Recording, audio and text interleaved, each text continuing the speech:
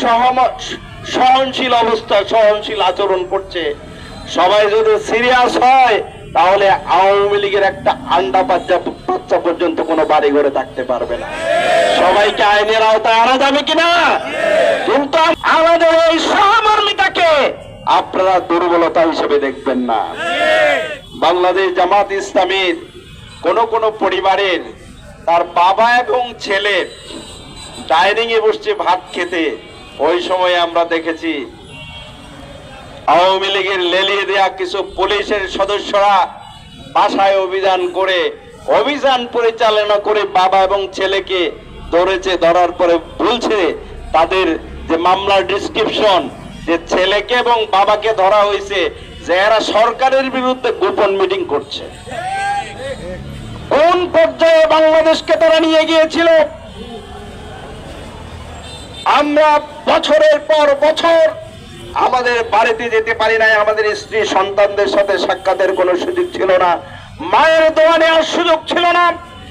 এই বাংলাদেশকে তারা শুধু 64টি জেলায় 64টি কারাগারে তারা পরিণত করেছে এমন নয়, বরং পুরো বাংলাদেশকে একটি বৃহৎ কারাগারে তারা পরিণত করেছে। আরবিতে একটা প্রবাদ আছে, মানজাদা ফাওয়াজাদা, যে ব্যক্তি যা করে সে তার রেজাল্ট পায়, তাই না? সুতরাং একটা অবিচার করা হয়েছিল আমাদের প্রতি, বাংলাদেশের মানুষ সেটি অবলোকন করেছে। জামাত ইসলামের প্রতি অবিচার হয়েছে, যে কারণে 5 আগস্টের বিপ্লবের পরে লাখো লাখো মানুষ জামাত ইসলামকে অংশগ্রহণ করে আগামী দিনের নতুন একটি বাংলাদেশ বিনির্মাণ জামাত ইসলামের নেতৃত্বে বাংলাদেশের মানুষ দেখতে চায়। আর আরেকদিকে শেখ হাসিনা তার সন্ত্রাসী বাহিনী দিয়ে প্রশাসনকে অবৈধভাবে কাজে লাগিয়ে বাংলাদেশের মানুষের উপর জুলুম যে নির্যাতন চালিয়েছে, তাদের আজকে মৃত্যুর জন্য, তাদের ফাঁসির জন্য বাংলাদেশের সারা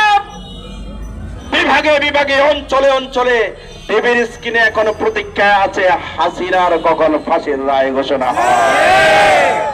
বন্ধুরা আমার, একটি হচ্ছে মেকি বিচার আর একটা হচ্ছে আসল বিচার। মেকি বিচার যেটি হয়, মজলুম যে ব্যক্তি তার উপরে যদি জুলুম হয় তখন আল্লাহর আরশ পর্যন্ত কেঁপে ওঠে। সুতরাং আমরা বিশ্বাস করি দুনিয়ায় এই মেকি বিচারে আমরা নির্যাতিত হয়েছি, নিষ্পৃষিত হয়েছি, আমরা কার কাছে পাবো? আল্লাহর দরবারে আমাদের ভাইদের শাহাদাত রক্তের বিনিময়ে। ওদের মিছিল যদি করে আপনারা